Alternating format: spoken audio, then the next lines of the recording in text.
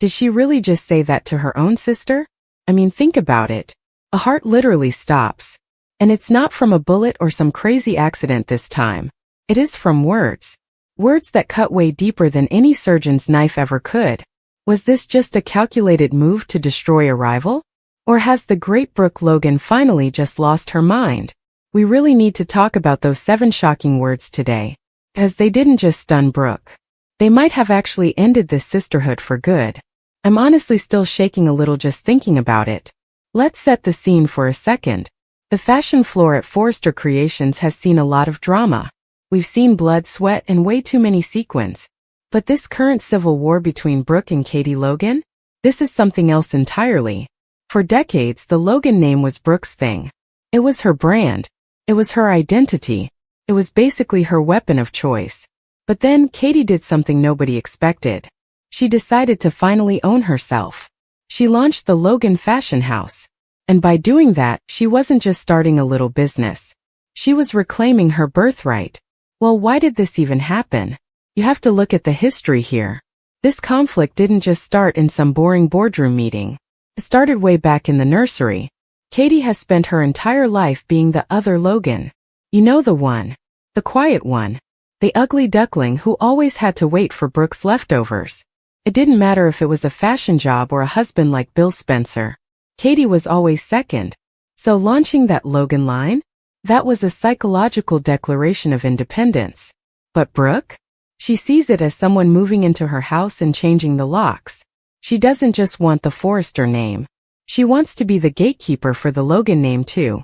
It's like a classic case of the golden child, sister not being able to handle the scapegoat, finally getting a turn in the spotlight. The funny thing is the trademark war. When Katie actually went and trademarked the name Logan, Brooke went into a total tailspin. I'm talking a level of panic that the Wi-Fi at Forrester couldn't even keep up with. Brooke was pacing the floor and clutching at imaginary pearls. She acted like Katie reached into her chest and stole her actual soul. But let's look at the reality. Brooke has spent years making herself the center of the Forrester machine. She basically thinks she's the Forrester matriarch now. So why does she care so much about a name she barely even uses for work anymore? Think about it. Brooke acts this way because her ego is totally tied to being the only Logan that matters. To her, the Logan name isn't just a family history. It's like a sub-brand of her own celebrity status. When Katie took legal ownership of that name, she was telling Brooke something huge. She was saying, "You don't own me anymore." And for someone like Brooke, that is a terrifying thought. She thrives on being the center of every single story. Internally, Brooke is feeling this huge sense of being replaced. She's used to being the one who allows her sisters to have a little success. Since Katie did this without asking for permission first, Brooke feels like she's losing her crown. It's just a big fear of being irrelevant, but she's masking it as corporate concern. I see this as the ultimate glass ceiling moment. Katie isn't just breaking a ceiling at Forrester. She's breaking the ceiling Brooke built over her sisters' heads years ago. It's not really about the money or the pretty dresses. It's about the fact that Katie is finally saying her own name is worth more than Brooke's approval. And honestly, it's about time. Brooke has walked all over Katie for so long. The fact that she's acting like the victim right now is just peak Logan toxicity. You can't tell the world you want your sister to be happy, while you're trying to sue her for using her own last name. It's totally hypocritical. It shows what Brooke is really like. This is just pure narcissism from Brooke's side. She literally cannot imagine a world where she isn't the main character. In her mind, Katie being successful is the same thing as Katie stealing from her. She's calling Katie a thief, because she can't handle that Katie is now her peer. Katie isn't a subordinate anymore. This brings us to the first big moment. Things got really heated at Spencer Publications. The air was thin. Brooke was screaming about betrayal.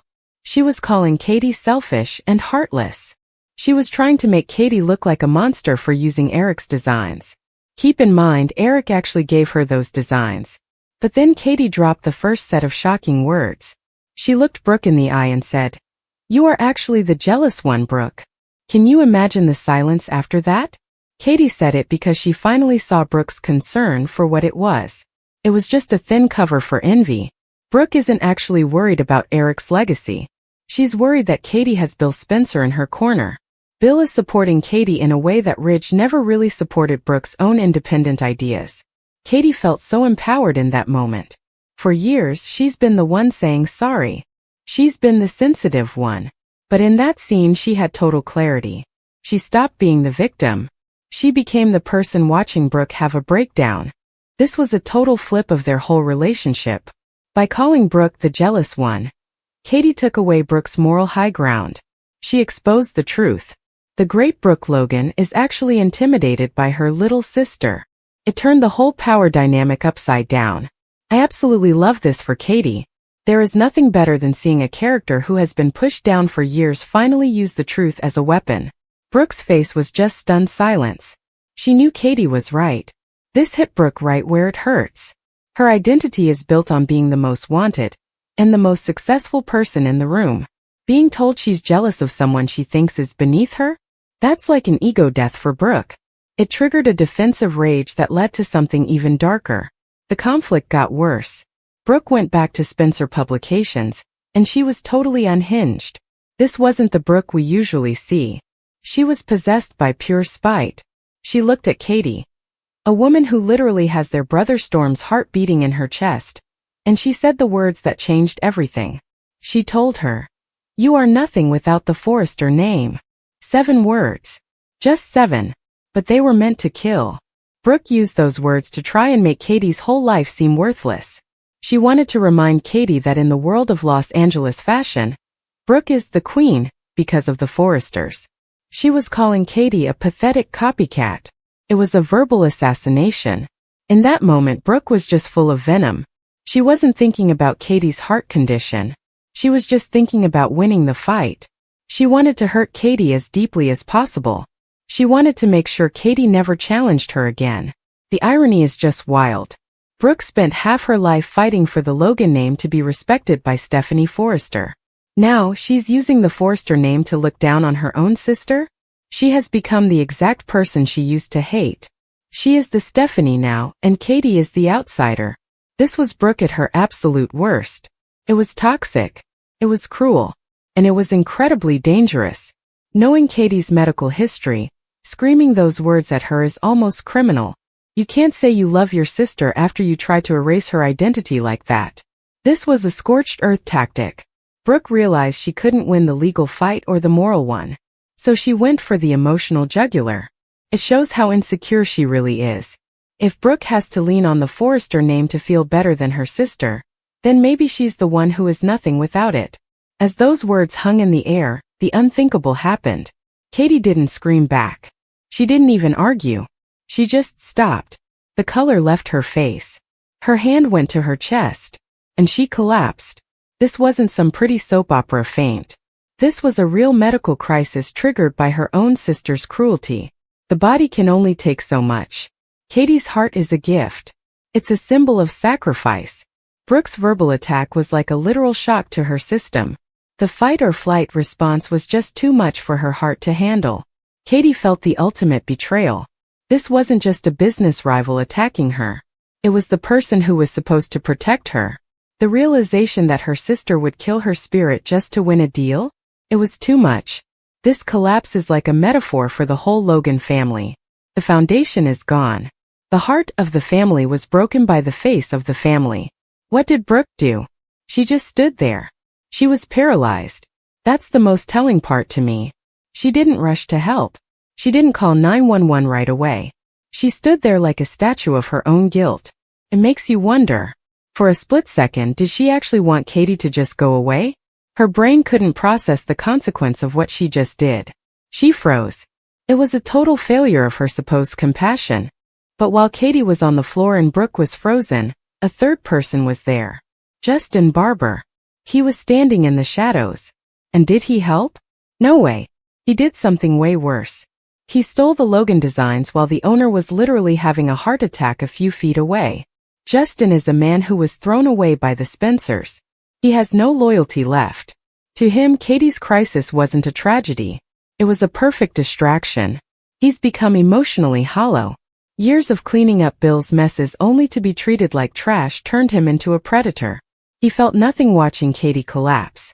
He only felt a hunger for revenge. This changes everything. It turns a family drama into a corporate thriller. Justin is now the reaper of the Logan legacy. He has the sketches. He has the secrets. And he has no conscience. He's the wild card no one saw coming. This is soap opera gold. Having a character steal the big prize while a lead is dying? It's dark and twisted, and I'm totally here for it. It shows that there's always someone hungrier than the Logans or the Forresters. Justin is operating from a place where he's just done. He decided if he can't be in the family, he'll be the one to destroy it. His silence during that crisis was louder than all of Brooke's screaming. The fallout is going to be nuclear. We're not just talking about a hospital stay. We're talking about a total shift of power. Bill Spencer is back, and he is a man possessed. Seeing his wife on the floor, and seeing his son Will's reaction, has woken up the monster. Will Spencer's arrival was the final nail in the coffin for Brooke. He didn't just see his mom on the floor. He saw the guilt all over Brooke's face. The hatred in that kid's eyes? That's not going away with some apology or a family brunch. Will has been struggling with where his loyalty lies, but seeing his mother nearly die because of Brooke's ego? That's a game changer. He's going to swing back to Spencer and Logan with a vengeance. Will is feeling this protective fury now. He's a young man seeing the people he should look up to at their worst. It's a traumatic wake-up call. It's going to turn him into Junior Bill overnight. He's the new generation of this war. If you thought the Ridge and Bill rivalry was bad, just wait. Now that attempted murder is basically on the table, it's not about fashion anymore. It's about blood. I think Will is going to be the one to really dismantle Brooke's life. He doesn't have the long history with her. He just sees the woman who almost killed his mom. He's going to be cold and relentless. This is generational trauma happening in real time. He's inheriting the feud, but he has a fresh reason to hate. And then there's the hospital. That hallway is going to be a battlefield. Ridge will try to defend Brooke because that's just what Ridge does. But how do you defend someone who screamed at a heart patient until they collapsed? Ridge's loyalty is going to alienate him from everyone.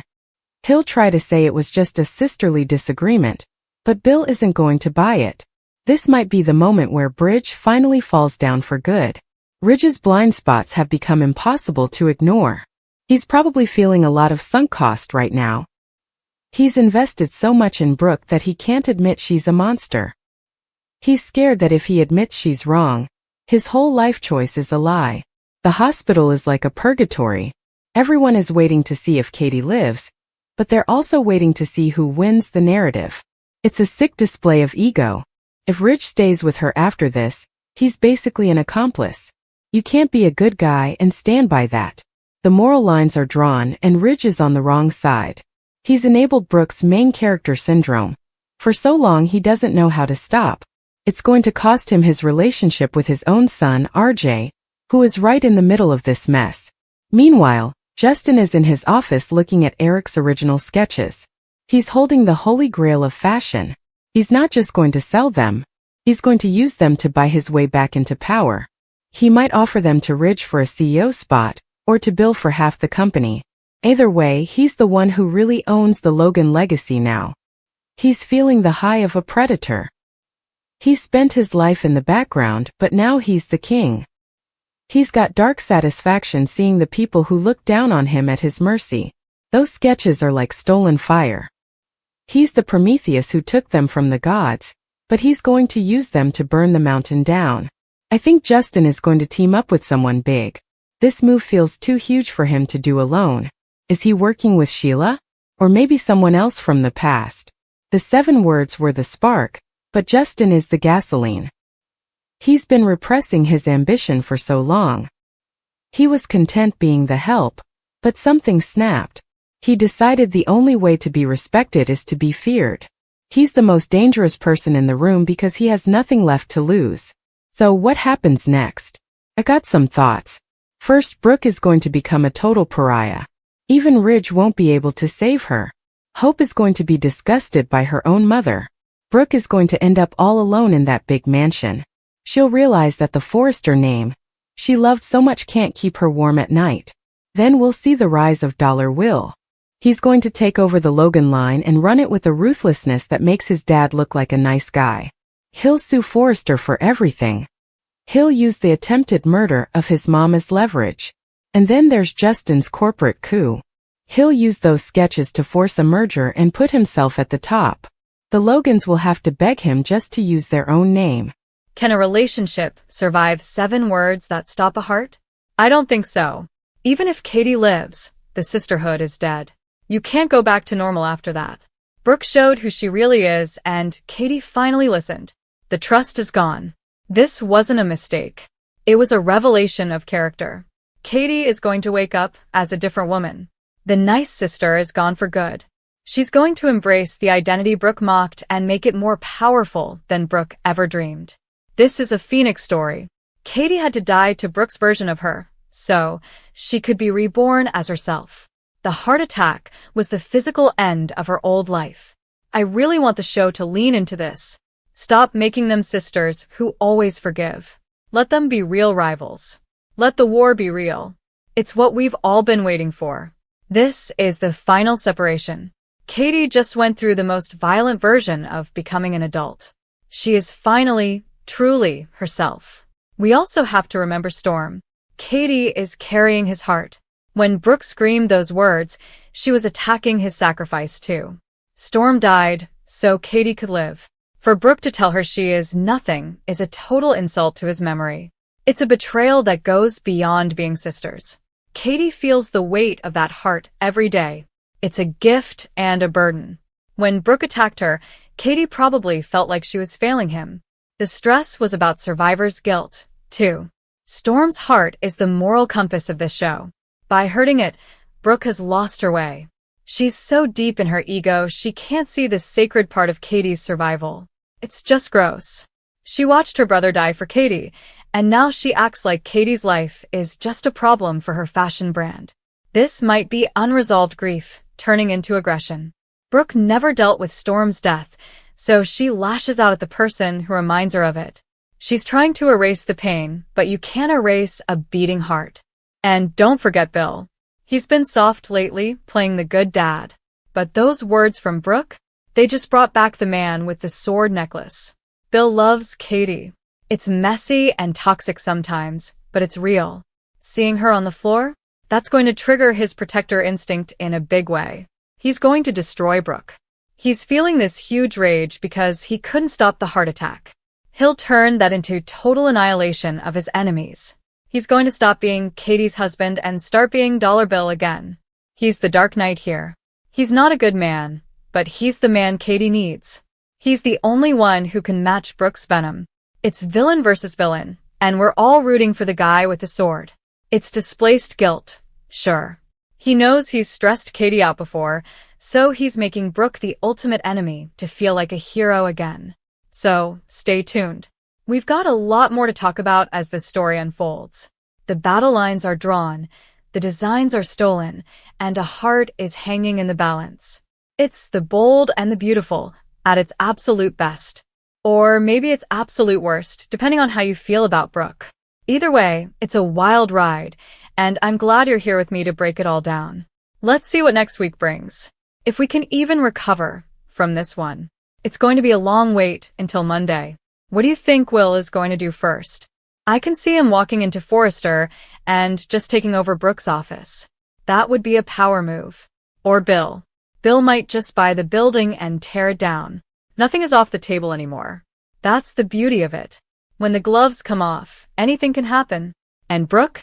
She might try to play the victim, but I don't think anyone is buying it this time. She went too far. She crossed a line you can't uncross.